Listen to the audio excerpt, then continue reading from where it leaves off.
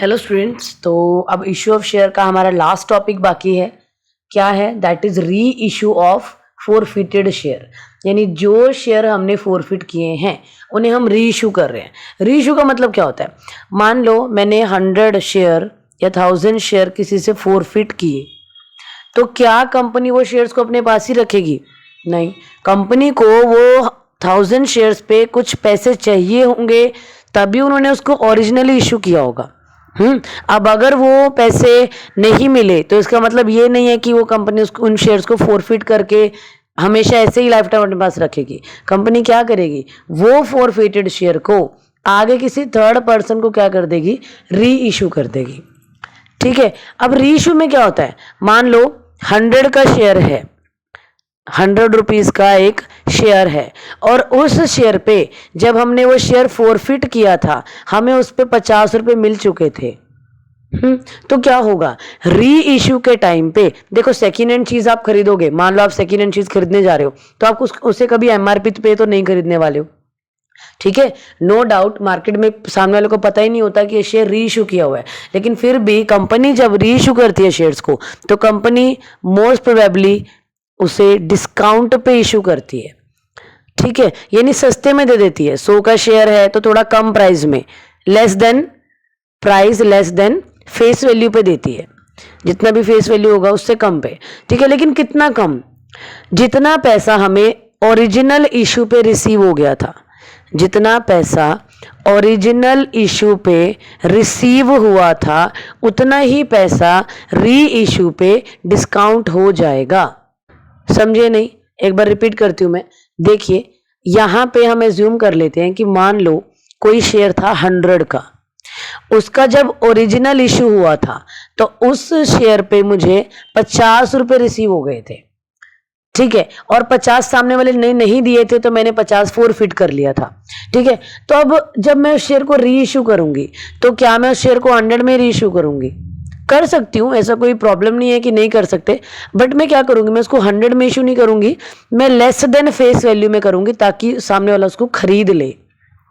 मैं less than face value में issue करूंगी शेयर, यानी 100 का शेयर मैं 90 में इशू करूंगी, या 80 में करूंगी, या 70 में इशू करूंगी, 60 में करूंगी, या 50 में करूंगी। लेकिन क्या मैं शेयर को 40 में री इशू कर सकती हूँ? नहीं कर सकती। ऐसा क्यों? क्योंकि ओरिजिनली मुझे उस शेयर पे 50 रुपीज मिले थे।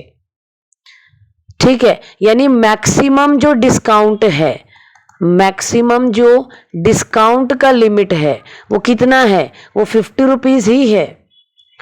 ठीक है, क्योंकि मान लो ओरिजिनल इशू से मुझे रिसीव हुए 50 और री इशू पे मैंने कितने इशू कर दिया उसको? 50 में, तो मेरा 100 का शेयर कंप्लीट हो जाएगा। तो यहां पे मुझे कोई लॉस नहीं है। ठीक है, या ओरिजिनली मैंने उसको 50 में, मतलब ओरिजिनली मुझे 50 रिसीव्ड हुए थे। ओरिजिनली कितने रिसीव्ड हुए थे? 50, और यहाँ पे मैंने 60 पे इशू कर दिया, वेल एंड गुड, 10 रुपये एक्स्ट्रा आ रहे हैं। 50 है, 70 पे इशू कर दिया तो भी अच्छी बात है। 50 है, हमने 80 में इशू किया, 50 है 90 में इशू कर दिया, या 50 ओरिजिनली मिला था और वापस से हमने पूरे 100 में इशू कर दिया तो भी चलेगा, कोई प्रॉब्लम नहीं है। लेकिन डेंजर जोन कब है? जब ओरिजिनली हमने 50 में इशू किया था लेकिन उसको री इशू में हम 40 कर दें तो वो 90 हो जाएगा। ये मेरे लिए लॉस हो जाएगा, क्योंकि मेरा फेस वैल्यू भी रिकवर नहीं हो रहा है, फेस वैल्यू से भी कम है वैल्यू। ठीक है, ओरिजिनली 50 रिसीव हुआ था और अभी मैं 30 में इशू कर दूं तो 80 और लॉस हो गया, 20 रुपए का लॉस और हो गया है। समझ में आ रही है बात? तो ये हमेशा याद रखना, जितना पैसा हमें ओरिजिनली रिसीव हो चुका होता है, जितना पैसा ओरिजिनली मिल चुका होता है, री इशू के टाइम पे वही मेरा मैक्सिमम डिस्काउंट का लिमिट रहता है। उससे ज्यादा डिस्काउंट हम इशू नहीं कर सकते। डिस्काउंट कम हो सकता है, मैंने 50 था, डिस्काउंट कम कर रही हूँ मैं यहाँ 40 का डिस्काउंट दे दिया तभी 60 में इशू किया, 30 का डिस्काउंट, 20 का डिस्काउंट, 10 का डिस्काउंट, और कोई डिस्काउंट नहीं। डिस्काउंट कम हो सकता है लेकिन 50 से ज्यादा का डिस्काउंट, यानी ओरिजिनल पे जितना रिसीव हुआ उससे ज्यादा का डिस्काउंट मैं नहीं दे सकती हूँ। ठीक है, क्लियर है बात? चलो अब इसका एक क्वेश्चन देखते हैं।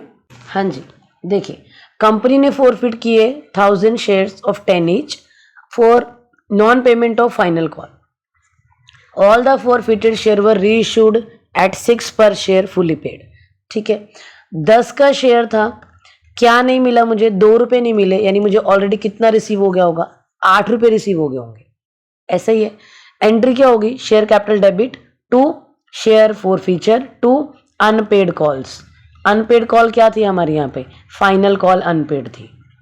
ठीक है, कितने का शेयर था, 1000 शेयर से 10 का एक शेयर था, और क्या नहीं मिला, 1000 शेयर पे 2 रुपये नहीं मिले हैं, तो क्या रिसीव हो गया होगा, 1000 शेयर पे मुझे 8 रुपये रिसीव हो गए होंगे।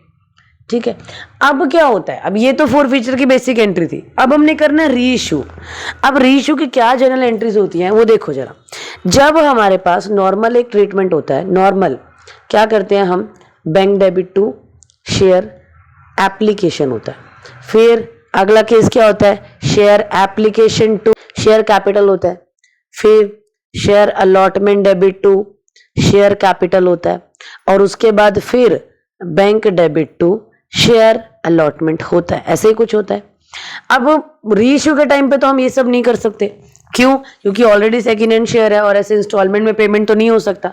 तो क्या होगा, हम शॉर्टकट लगाएंगे। शॉर्टकट मतलब देखो, यहाँ पे बैंक डेबिट हो रहा था, share capital share application credit, इधर शेयर एप्लीकेशन डेबिट हुआ, ये कैंसिल हो गया, यानी एंट्री क्या बनी, bank debit to share capital, इधर शेयर अलॉटमेंट डेबिट हो रहा था, इधर क्रेडिट हो गया, ये कैंसिल हो गया।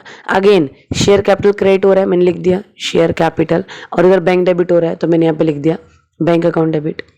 यानी इतना तो क्लियर हुआ कि री इशू के टाइम पे एंट्री क्या बनेगी हमारी, bank account debit to share application share capital बनेगी। क्यों बनेगी, क्योंकि यहाँ पे एप्लीकेशन अलॉटमेंट वो सब प्रोसीजर नहीं होते, तो वो सारे फैक्टर्स को हम जब एलिमिनेट कर देंगे तो हमें एक एंट्री मिलेगी bank account debit to share capital.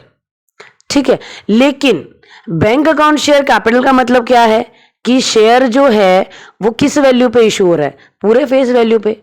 यानी अगर मैं यहाँ पे bank account debit to share capital लिखती हूँ तो ये एंट्री तो तब होगी जब वो शेयर पार वैल्यू पे इशू हो रहा होगा, पर वो तो डिस्काउंट पे इशू हो रहा होगा। ठीक है, यहाँ पे दिया भी है ना कि 6 रुपए में हमने इशू किया और उसको बोला है कि आपका शेयर फुल्ली पेड है, यानी 10 का शेयर हमने 6 में दिया, कितने का डिस्काउंट दिया, 4 रुपए का डिस्काउंट दिया। तो एंट्री क्या होगी, एंट्री वही होगी, डिस्काउंट क्या होता है हमारे, लॉस होता है, यानी debit all expenses and losses debit होगा। तो यही एंट्री मैं सेम लिख देती हूँ इधर, bank account debit to share capital. अब इसके साथ में क्या चीज ऐड हो जाएगी, डिस्काउंट ऐड हो जाएगा, डिस्काउंट अकाउंट डेबिट हो जाएगा। ठीक है, क्योंकि लॉस है ना, डेबिट हो जाएगा। अब मैंने लिख दिया, ठीक है, कितने का शेयर था, 1000 शेयर्स थे, कितने पर शेयर मैंने बेचा है, 6,000 रुपये में बेच दिया, कितने का एक शेयर था, फुल वैल्यू 10,000 हमारा फुल वैल्यू था, तो डिस्काउंट कितने का हो गया, डिस्काउंट हो गया हमारा 4 रुपये का, 4,000। लेकिन यहाँ पे एक चेंज आता है। चेंज क्या आता है, जब हम शेयर को री इशू कर रहे होते हैं तो ये जो हम डिस्काउंट देते हैं इसका नाम डिस्काउंट नहीं रखा जाता, इसका नाम चेंज होता है। इसका नाम क्या रखते हैं हम, इसका नाम रखते हैं हम फोर फीचर अकाउंट। ऐसा क्यों, ऐसा इसलिए होता है क्योंकि जब हमने शेयर ओरिजिनली इशू किया था तब हमने डिस्काउंट दिया था और वो डिस्काउंट प्योरली हमारे लिए लॉस था, उसका कोई रिकवरी नहीं था। लेकिन जब हम री इशू पे डिस्काउंट देते हैं तो वो हमारे लिए प्योरली लॉस नहीं होता। क्यों, क्योंकि उसके लिए हमारे पास एक बैकअप है। बैकअप क्या होता है, फोर फीचर अमाउंट। जो अमाउंट हमने पहली एंट्री में फोर फीचर किया होता है वो हमारे लिए बैकअप रहता है ना, तो ये पैसा हमारे लिए ओरिजिनल लॉस थोड़ी है। ठीक है, और अगर हम वो पैसा फोर फीचर अकाउंट से निकाल के यहाँ पे देंगे तो नॉर्मल सी बात है, फोर फीचर का बैलेंस कम होगा। ठीक है, फोर फीचर अकाउंट पहले क्या हो रहा था, क्रेडिट हो रहा था, लेकिन अगर इस अकाउंट से पैसा निकालूंगी मैं तो ये डेबिट हो जाएगा ना। क्लियर है बात। तो फिर री इशू के टाइम पे एंट्री क्या होती है हमारी, bank account debit discount account debit. लेकिन डिस्काउंट की जगह री इशू में क्या यूज करते हैं, forfeiture account debit to share capital. ठीक है, ये हमारी एंट्री होगी। बैंक अकाउंट डेबिट 1000 शेयर हैं, 10 का एक शेयर था, हमने 6 में इशू किया था। फिर कैपिटल कितने का शेयर था, 10 का, और कितना डिस्काउंट दिया, 10,000 इंटू 4, ये डेबिट हुआ है। यहाँ पे बुक में आपकी डेबिट नहीं किया हुआ है, डेबिट होगा। ठीक है, अब यहाँ पे एक चीज और आती है। अब देखिए, मान लो कि हमने वो शेयर फोरफिट कर लिया, ठीक है, एक शेयर फोरफिट कर लिया तो मैंने अभी शेयर फॉरफीचर अकाउंट बना लिया। यहाँ पे शेयर फॉरफीचर अकाउंट मैंने बना लिया। ठीक है, शेयर फॉरफीचर अकाउंट का ये डेबिट साइड है और ये क्रेडिट साइड है। अब पहली एंट्री में शेयर फॉरफीचर क्या हो रहा है, क्रेडिट हो रहा है, तो मैं इसके क्रेडिट में गई, मैंने लिख दिया बाय। नाम किसका आएगा, इक्विटी शेयर का नाम आएगा। कितना अमाउंट जाएगा, यहाँ पे 8,000 था, मैंने 8,000 लिख दिया इधर। ठीक है, दूसरी एंट्री में शेयर फॉरफीचर डेबिट हो रहा है, मैंने डेबिट कर दिया। नाम किसका आएगा, शेयर कैपिटल का आएगा। कितना, 4,000। अब इधर 8,000 था, इधर 4,000 है, जो डिफरेंस आ रहा है वो किधर जाएगा। ठीक है, बैलेंस सीडी आएगा, टू बैलेंस सीडी 4,000। लेकिन फॉरफीचर अकाउंट जो 1,000 शेयर मैंने फॉरफिट किए थे वो 1,000 शेयर मैंने रीइश्यू कर दिए हैं, तो अभी ये पैसा मुझे फॉरफीचर अकाउंट में रखने का तो कोई रोल नहीं है। ठीक है, जो मैंने फॉरफिट किए थे शेयर वो रीइश्यू कर दिए, तो अगर मैं अभी भी इस पैसे को फॉरफीचर अकाउंट में रखूंगी तो वो कोई वर्थ नहीं रखेगा। तो मुझे क्या करना पड़ेगा, फॉरफीचर अकाउंट को क्लोज करना पड़ेगा। ठीक है, तो क्लोजिंग के टाइम पे क्या होगा, पैसा कहाँ चला जाएगा, फॉरफीचर अकाउंट के क्लोजिंग का पैसा चला जाएगा हमारा कैपिटल रिजर्व में। कैपिटल रिजर्व में क्यों जाएगा, क्योंकि ये एक कैपिटल प्रॉफिट का पार्ट है। क्लियर है बात, रेवेन्यू प्रॉफिट नहीं है। तो यहाँ पे हम लिख देंगे टू कैपिटल रिजर्व, अमाउंट कितना आ जाएगा 4,000, और both side of forfeiture account clear हो गई, 8,000 इधर 8,000 इधर, तो ये अकाउंट क्लोज हो जाएगा। ठीक है, तो अभी इधर शेयर फॉरफीचर अकाउंट क्या हो रहा है, डेबिट हो रहा है ना, share forfeiture debit to capital reserve. Amount कितना आएगा, इधर 8,000 था, ये 8,000 हमने इधर लिख दिया, 8,000 माइनस 8,000 में से 4,000 रुपये यूज हो गए थे, इधर 4,000 यूज हो गए थे, 8,000 में से 4,000 माइनस किया तो बचा 4,000। ठीक है, ये चला जाएगा कैपिटल रिजर्व में। क्लियर है, ये आपका नॉर्मल रीइश्यू का क्वेश्चन है। अभी रीइश्यू में और भी केसेस हैं जिसमें कैसा होता है कि हाफ शेयर हमने रीइश्यू किए और हाफ शेयर हमने मतलब रीइश्यू नहीं किए, तो उसका क्वेश्चन कैसा होगा वो नेक्स्ट वीडियो में देखेंगे। ठीक है, ये सिंपल रीइश्यू का केस है, वो देखिए जरा आप। Okay then, thank you so much.